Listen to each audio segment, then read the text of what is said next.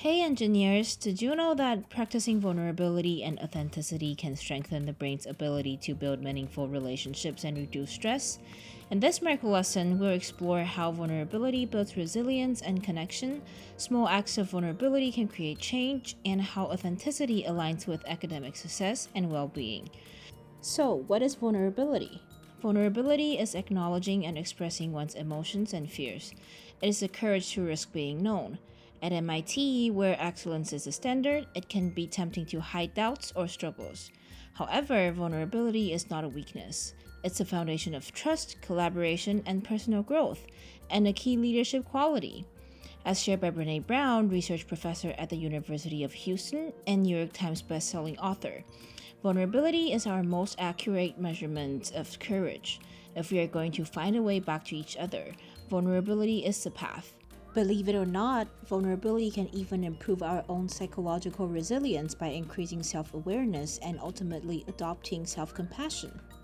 There are different ways to practice vulnerability, and you can start small to build confidence, such as sharing personal stories to foster an environment of trust with listeners.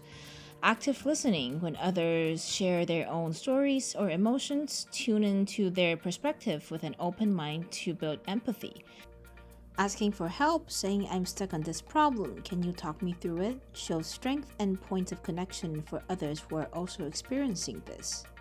Once we've taken the steps to be vulnerable, we can explore our own values and beliefs.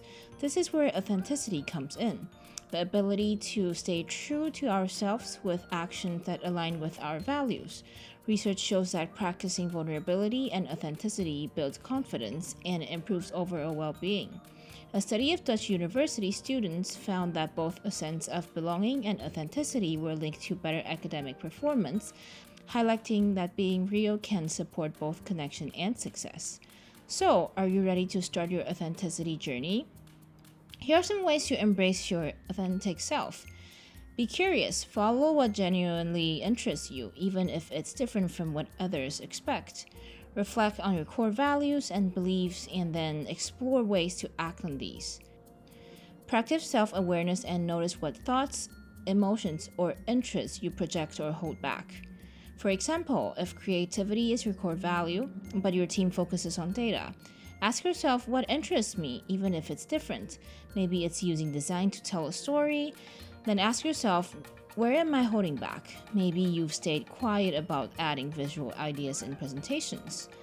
Try sharing one small idea, like a graphic, to make your team's work more engaging and meaningful for you.